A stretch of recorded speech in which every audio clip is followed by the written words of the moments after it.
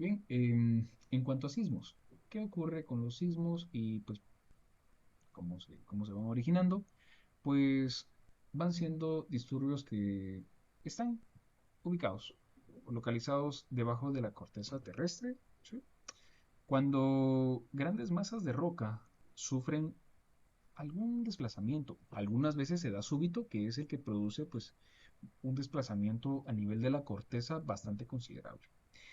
Eh, Produce fracturas, desplazamientos, cizallamientos, etcétera, etcétera, en las placas tectónicas, que pues, es algo que ya vamos a ver ahorita, y esto pues va generando entonces un efecto de desplazamiento o que se libere un movimiento bastante abrupto, produciendo así entonces ondas de desplazamiento, que son los sismos. Debido a estos esfuerzos intensos y continuados que van actuando por un tiempo considerable, es ese tiempo en el que dura la onda sísmica desplazándose dentro de la corteza terrestre. La teoría de la isostasia explica, si gustan indagar un poquito más en el concepto, eh, pues va explicando de forma satisfactoria estos procesos que ocurren a nivel geológico que posteriormente producen movimientos tectónicos. Es algo que va relacionado conforme a la conservación de la energía, pues bastante coherente y pues lo explica muy bien, pero sí es un concepto bastante profundo, ¿sí? Bueno, ¿qué partes llegamos a tener nosotros en un terremoto? Disculpen ustedes, ocurre una falla geológica. Esta va sucediendo frente, va sucediendo, perdón, a través de un frente de onda. Si nosotros revisamos acá, miren pues, donde está el cursor, nosotros tenemos algo que se le denomina el hipocentro, ¿sí?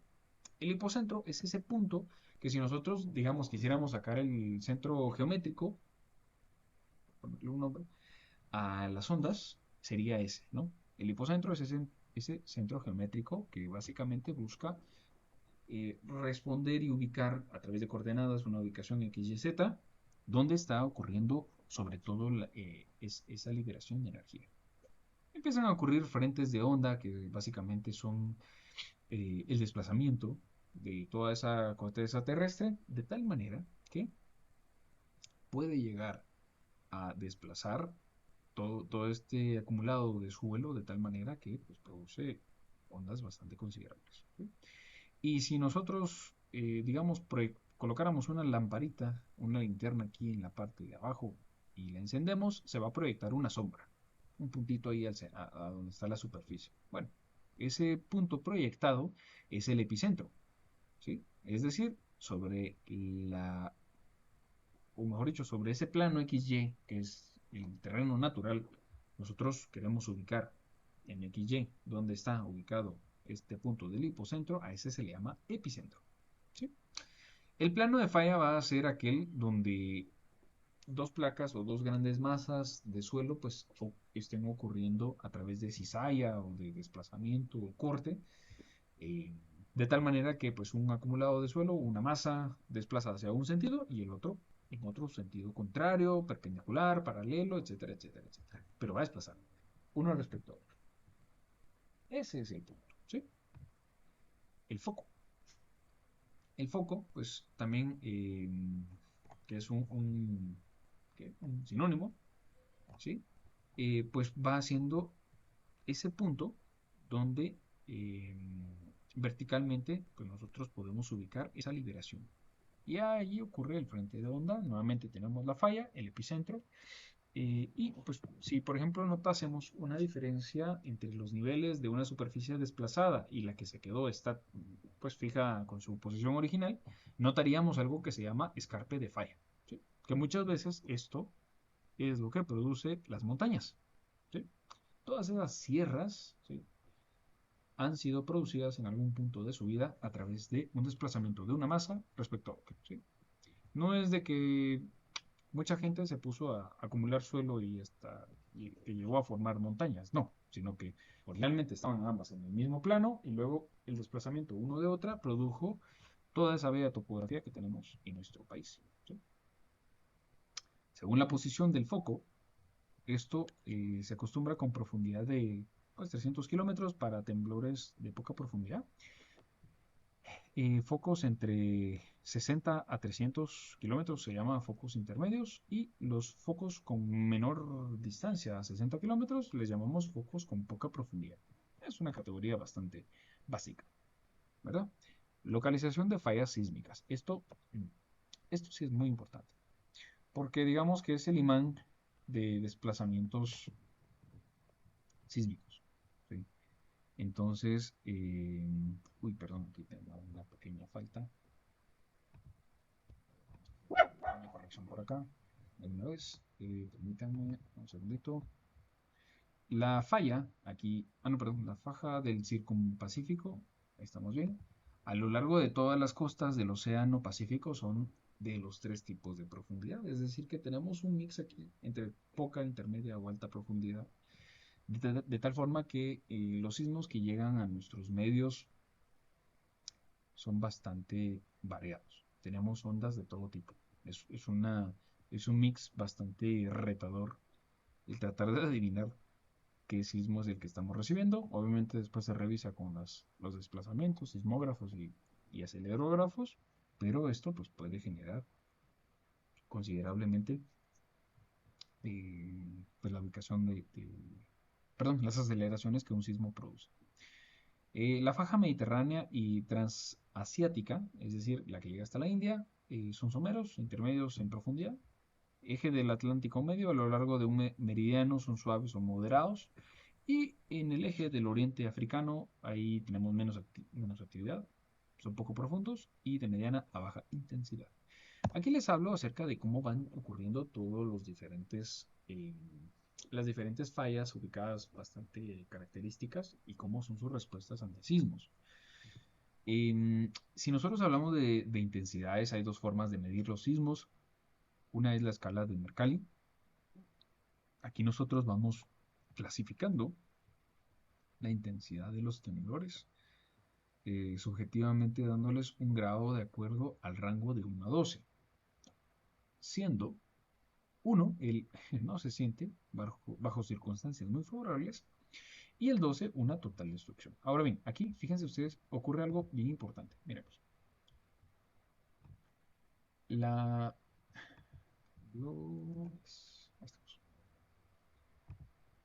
Sucede que cuando nosotros estamos hablando de la escala de Mercalli, esto es bien relativo. Es decir, antes de que existiera el curso de diseño estructural 2 y la gente diseñaba sin conocer cómo producir sistemas sismo resistentes, muchas estructuras de adobe, por ejemplo, podían derrumbarse. Entonces alguien podría decir, no, esto está esto casi es un 12 en la escala de Mercalli, porque muchas estructuras se destruían. Pero esta escala no le da el reconocimiento adecuado a, digamos, los que se dediquen a la profesión del diseño sismo resistente, donde ustedes se esforzaron, sacaron 100 en su curso y saben diseñar muy bien y diseñan una estructura de manera adecuada, de tal manera que cuando llegue el sismo no se cae. Alguien puede decir, bueno, en escala de Mercalli esto es un 1, pero a lo mejor en la escala que sí mide la intensidad, que ya se los explico ahorita, pudo haber sido altísima. Entonces, nuevamente, no le da el crédito adecuado al diseñador. ¿Sí? Bueno, en la escala de Richter, que es la que nosotros sí podemos llegar a utilizar como referencia, esta está basada en las amplitudes, que son mucho más satisfactorias para propósitos científicos y estadísticos. Porque esto lo que mide es la amplitud del desplazamiento. Y si comparamos, ojo, solo que aquí tengo un pequeño error en este gráfico, este rectángulo de color negro va aquí en la parte superior, pero ahorita se los explico. Si comparamos escalas, Mercalli tenemos desde muy débil, débil, leve, moderado, poco fuerte, hasta catastrófico. ¿Sí? Ya no las leo las demás porque esto va apareciendo una serie de películas ahí de eh, bastante llamativas, ¿no? Bueno, pero acá lo que nosotros podemos observar es cómo va desarrollando la respuesta sismorresistente de las estructuras ante las diferentes ondas sísmicas. Ahora pasémonos a la de Richter, la que nosotros sí utilizamos. Menos de 3.5, bueno, generalmente esto no se siente, pero sí lo registran los aparatos. De 3.5 a 5.4 a menudo se siente, pero solo causa daños menores. Una fisura en una pared, un elemento no estructural, etcétera, etcétera. De 5.5 a 6, que son los que abundan, estos sí ocasionan daños ligeros a los edificios. Entre 6.1 y 6.9, esto ya empieza, a ver, son de mayor magnitud. No comparemos aquí con el nivel de destrucción. Pero estos sí pueden llegar a ocasionar bastante daño. Perdón, aquí nos pasamos al rectángulo de la parte inferior. Ya de 7 a 7.9, eso es un terremoto mayor. A ver, conocedores de la historia guatemalteca, ¿cuál ha sido el sismo de mayor magnitud que hemos podido registrar en nuestro país? A ver, alguien aquí que levante la mano. El del 76, ¿Sí? ¿Sabe usted de cuánto fue? 7.7 o 7.8. Muy bien, gracias. ¿Quién más?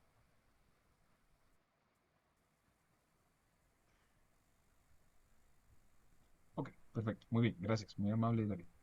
Si se dan cuenta, entonces, ya nuestro compañero nos ha indicado que el mayor registrado, bueno, les soy sincero, se han registrado dos más mayores aquí en Guatemala. Uno fue justamente cuando estábamos siendo colonizados. Hay un registro eh, por ahí que data y, bueno, es algo un poco relativo, ¿no? Pero hay unos escritos ahí de los españoles donde justamente lo indican y bueno, pues se han encontrado aparentemente algunas rocas que muestran ahí unos desplazamientos considerables. Pero no es nada comprobado al 100%, entonces pues, vamos a dejarlo solo como que sí existe. Y luego tuvimos también otro, pero como la mayoría de estructuras eran de adobe, pues también no... Y por la amplitud y la forma del sismo no pudo registrar mayores daños, ¿sí? Pero a lo que voy es de que todos estos que ya están en la categoría de 7, estos producen un daño impresionante. Estos desplazan edificios, demuelen puentes gratis, eh, son bastante catastróficos. ¿Sí? Estos son un caos. Y de 8 en adelante ya ni siquiera les cuento la historia. ¿Sí? Entonces, para que ustedes tengan una idea o una comparativa. Muy bien, seguimos avanzando. Em, Vamos a entrar a revisar. Permítanme, solo quiero ver algo. Un segundito. Vamos a entrar a revisar lo que son las ondas. Y con esto vamos a finalizar el día de hoy. ¿Sí? Ondas. Tenemos cuatro tipos de ondas. Tenemos ondas longitudinales. Estas pues van produciendo aquí una propagación, como su nombre lo dice, longitudinal. A estas también se les llaman ondas primarias o son las ondas tipo P. ¿Verdad? Van desplazando a lo largo del eje. Miren aquí, las líneas contraen y luego expanden, expanden, pero en el sentido longitudinal. ¿Verdad? Más o menos algo así como han visto ustedes que desplazan los... ¿qué sería? Como se desplazan las orugas, algo así. ¿No? Van contrayéndose y alargándose en otros sentidos. ¿No? Ondas transversales o ondas tipo S. Recuerden que las anteriores se llamaban ondas P porque son primarias. Estas se llaman ondas S porque son secundarias. Sencillo el nombre ahí. Pero también el nombre oficial pues, es ondas transversales. De cualquiera de las tres formas, ustedes me dicen, si me dije una onda tipo S, bueno, yo sé que es una secundaria o una transversal. ¿Sí? Estas lo que hacen es de que sobre el eje desplazan una parte hacia izquierda y otra parte hacia derecha, ¿sí? Proporcionalmente. Entonces, es como un desplazamiento de las serpientes, más o menos, ¿no? Que va desplazando ahí zigzagueando, ¿no? Tiene su nombre ese desplazamiento, solo que no me recuerdo. Muy bien, estas también son conocidas con el nombre de ondas de esfuerzo por cortante. Miren, un nombre más, como que a los sismólogos no les bastaba solo con un nombre, no estaban quietos, pues querían ahí seguir nombrando las ondas. Y ya por último tenemos las ondas tipo Rayleigh y las ondas tipo Love, ondas tipo R. Estas, miren ustedes, aquí se va produciendo un desplazamiento cíclico. Aquí. Imagínense que esto es un bloque de masa de suelo dividido en diferenciales, entonces ahí se va produciendo el desplazamiento. ¿Sí? De tal manera que en las fibras o en los diferenciales inferiores casi no hay desplazamiento, pero conforme vamos subiendo aquí hay una flecha que va en sentido contrario de las agujas del reloj. ¿Sí? Produce movimientos de partícula de suelo elíptico y retrógrado. Y las ondas tipo Love es más o menos como una combinación de las secundarias, pero estas no desplazan todos los bloques, sino que los diferenciales van desplazando. Aquí desplazo, digamos, 1 centímetro, aquí desplazo 2 en acumulado, 3, 4, 5. ¿Sí? Creo que es fácil notarlo por los diferenciales aquí. Estas ondas superficiales que se observan únicamente cuando se tiene una capa de baja velocidad sobre un medio en el cual las ondas elásticas tienen una mayor velocidad. Se propagan por múltiples reflexiones. Muy bien, aquí tenemos una comparativa, todas con diferenciales. ¿Sí? Es más fácil verlas así. Tenía una imagen de esas, ¿cómo se llama? GIF, que tenían movimiento, pero no se las encontré. Van a perdonar. Muy bien, y ya solo para tener una comparativa de qué va ocurriendo, pues vean ustedes aquí cómo sucede el desplazamiento entre todas ellas. ¿Sí? Ondas P, extensión, compresión, ondas secundarias o las S van desplazando, ¿sí? como una onda tradicional. Las Rayleigh abajo no desplaza, aquí arriba desplaza cíclicamente, girando, ¿no? Y las Love van desplazando, unos para un lado y otros para el otro, y ahí se va conformando el desplazamiento de estas ondas. Siempre asumiendo que la dirección de la transmisión de energía en nuestra pantalla va de izquierda a derecha. ¿Sí? Muy bien. Eso es en cuanto a ondas. A ver, ¿alguien alguna pregunta u observación? ¿Ok? Todo Avanzamos. bien, ingeniero. Gracias, muy amable. Avanzamos entonces. Últimas dos diapositivas y con esto finalizamos el día de hoy. Y noten ustedes solo la diferencia entre el desplazamiento de las primarias versus secundarias. Cuando nosotros variamos la densidad, ¿sí? Miren, aquí las ondas van en velocidades, ¿sí? Velocidades en kilómetros sobre segundo, ¿no? Son al- de altísima velocidad, kilómetros sobre segundo. No es como los problemas de física de metros sobre segundo o la velocidad del carro, kilómetros por hora, kilómetros sobre segundo. O sea, va muy rápido. Pues pueden llegar a alcanzar, por ejemplo, vean aquí las primarias en los mantos más superficiales, en kilómetros de la corteza terrestre, entre 0 kilómetros de profundidad hasta los casi 3000 kilómetros de profundidad. Las ondas primarias llegan a alcanzar, ¿qué les digo yo? 8, 10, 12, 14, casi 14 kilómetros sobre segundo. ¿Sí? Y conforme aumentamos la densidad de la corteza, el eje vertical aquí es la densidad. No, perdonen. No, disculpen. El eje vertical es la profundidad. Ahí estamos. El eje vertical es la profundidad y la densidad es la línea verde. Disculpen. Aquí estamos. La densidad es la línea verde. Ahí estamos.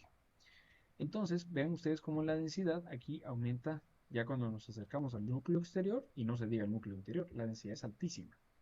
Las velocidades primarias, como encuentran una oposición por la alta densidad, ya empiezan a ocurrir un poco más despacio y las velocidades de las ondas secundarias pues se ven bastante detenidas por esa altísima densidad, porque obviamente al suelo le cuesta desplazar esas ondas como tal, ¿no?